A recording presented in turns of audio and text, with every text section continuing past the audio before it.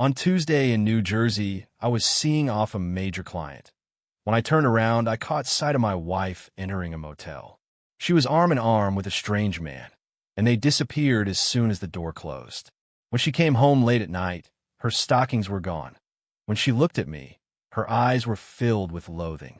Instead of arguing, I first resorted to some black tech. With a set of GPS software, I pinned down her life directly. It started on a Tuesday in New Jersey.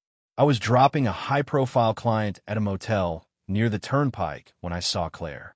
She was draped over some guy, their arms locked as they disappeared into a room.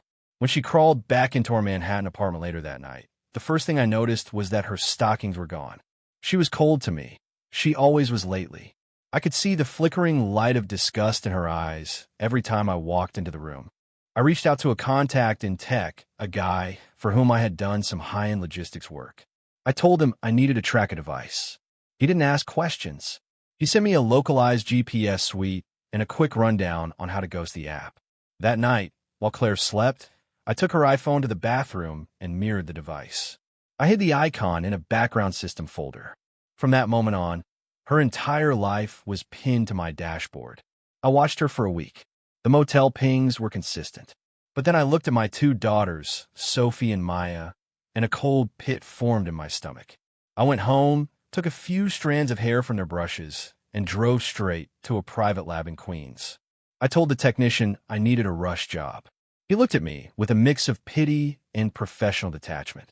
He said he'd stay late to get it done. While I picked up the envelopes the next morning, the world shifted on its axis. Neither of them was mine. I had spent years pouring my love and my bank account into a life that was a total fabrication. I was raising another man's legacy. I hired a private investigator to dig into Claire's past and bought a few micro cameras online. Since I frequently handled corporate transport for that motel, the front desk clerk knew me well. I greased a few palms and got the key to the room Claire always booked. I went in, stripped the smoke detector, and rigged the camera. I synced the Bluetooth to my laptop and checked the angle. Perfect. I booked the room next door. From my laptop, I watched the feed. The man who walked in was Sterling, Claire's department head. I remembered her telling me how much she loathed him, calling him a greasy corporate hack. Now, I watched her throw herself at him. I watched her welcome his weight. Any lingering shred of my heart died right then. I made a call. I found Sterling's wife through some digital digging and sent her the address.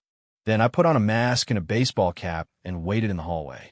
10 minutes later, the door was kicked in. The hallway erupted. 3 heavy-set guys, likely Sterling's brothers-in-law, were beating him into the carpet. A middle-aged woman was screaming, clutching Claire's hair, and dragging her across the floor. Claire just laid there, face pressed to the grimy carpet, crying silently. The woman threatened to ruin Sterling's life, and then some. I recorded everything on my phone and uploaded it to a secure cloud server. This was my leverage, my get-out-of-jail-free card. When I got home, Claire's face was swollen. I played the part of the concerned husband. I asked her what happened and who did this. She looked touched, yet terrified I'd actually go to the police and expose the lie. She claimed some random woman had attacked her in a parking lot over a misunderstanding. I put my hands on her shoulders, my voice low and intimate. I told her I'd comfort her tonight since it had been so long. Claire, desperate to keep me from digging deeper, agreed. Watching her perform that night made me feel like a predator. I wondered if she'd survive the fallout when she realized I was the one pulling the strings. The next day, I drove out to my in-laws with a car full of gifts. I ran into my brother-in-law, Tyler, on the way out. He looked panicked. I asked him if everything was okay. He begged me not to tell his parents, but he had dropped 20 grand on a bad gambling streak. I felt a surge of dark joy. It was the perfect opening. I told him I'd cover him once, using my private savings. I went to the bank, handed him the cash, and watched the addiction flare up in his eyes. I knew he wouldn't stop. He was my most valuable pawn. I visited the Millers, my in-laws. They were good people. They had practically raised me. I bought them a high-end massage chair and a dehumidifier for their basement. They complained about the expense, but I insisted. I told them Claire was too busy with work, so I wanted to make sure they were taken care of. They called Claire and Tyler ungrateful compared to me. I knew that when the divorce hit, they'd be on my side. A few days later, my PI came back with the real dirt. Claire hadn't just been cheating. She had been with a guy named Derek since college.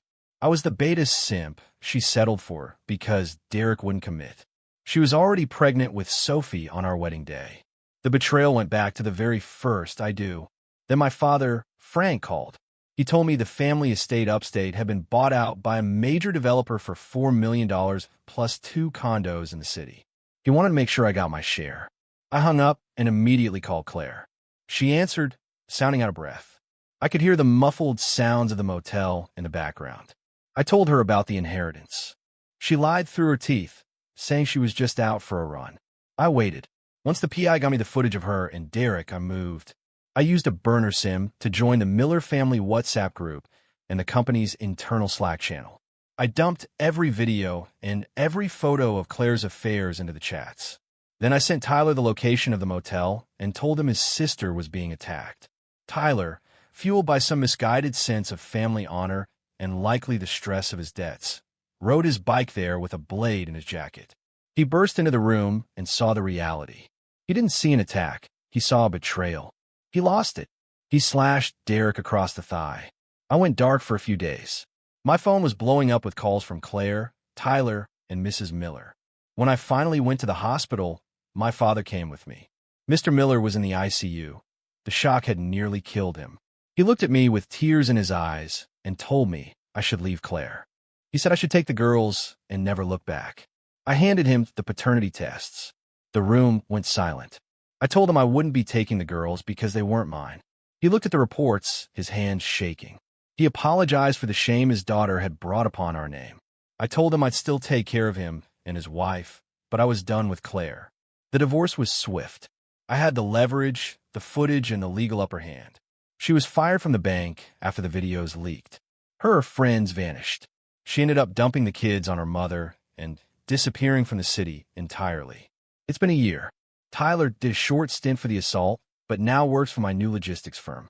I kept my promise and sent monthly checks to the Millers. I remarried a woman who actually looks me in the eye. When our son was born last month, the first thing I did was a DNA test. 99.8% match. Only then did I finally let myself breathe.